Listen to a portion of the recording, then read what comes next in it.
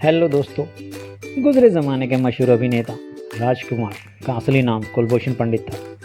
वे police sub inspector की नौकरी छोड़ फिल्म इंडस्ट्री में आए थे। राजकुमार मुंबई के जिस थाने में कार्यरत थे वहां अक्सर फिल्म उद्योग से जुड़े लोगों का आना जाना लगा रहता था। एक बार पुलिस स्टेशन में डायरेक्टर बलदेव दुबे कुछ काम से आए थे। वे राजकुमार की बातचीत करने के अंदाज से काफ़ी प्रभावित हुए और उन्होंने उनसे अपनी फिल्म शाही बाजार में बतौर एक्टर काम करने का ऑफर दिया। राजकुमार अपने एक साथी की बात सुनकर पहले ही एक्टर बनने का मन बना चुके थे, इसलिए उन्होंने तुरंत ही अपनी सब इंस्पेक्टर की नौकरी से इस्तीफा दे दिया और फिल्म का ऑफर मंजूर कर लिया।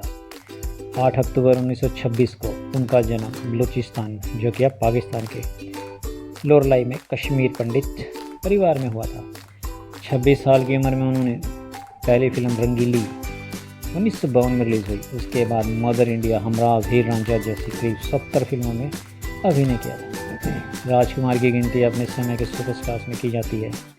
उनकी एक्टिंग स्टाइल, डायलॉग डिलीवरी जितनी बेहतरीन होती थी उतने ही इंटरेस्टिंग उनकी लाइफ के किस्से भी हैं। वे स्क्रीन पर ही नहीं रियल लाइफ में भी बेबाकी के लिए जाने जाते थे। जानकारों का कहना है कि उनके बारे में ये फेमस था कि यदि उन्हें फिल्म के डायलॉग पसंद नहीं आते तो वे कैमरे के सामने ही उसे बदल देते थे। राजकुमार के जन्मदिन पर हम आपको बता रहे हैं उनकी ज़िंदगी से जुड़े कुछ।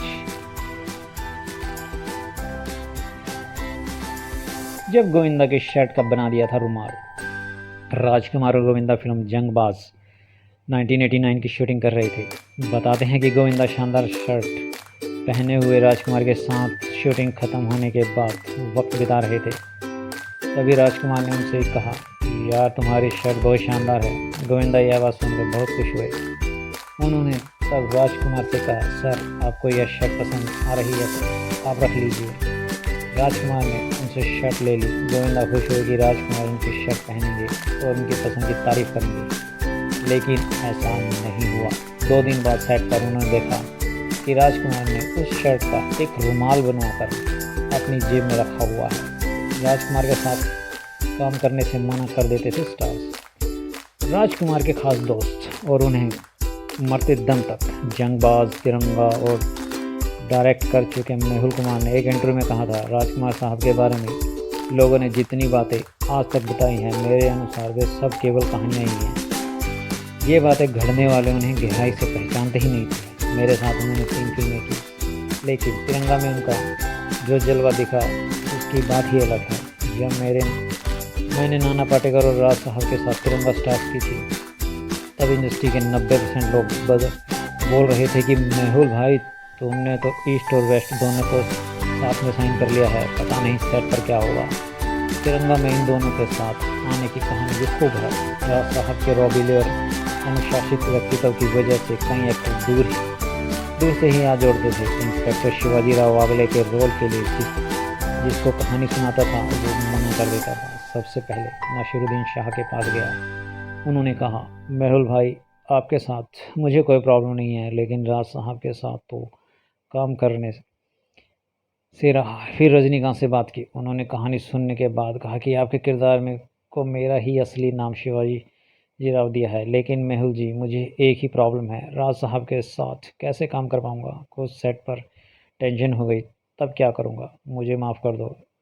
नाना को फ़ोन किया तब उन्होंने यह कहते हुए मना किया कि मैं कमर्शियल फिल्में नहीं करता। मैं उन्होंने जैसे तैसे राज़ी किया।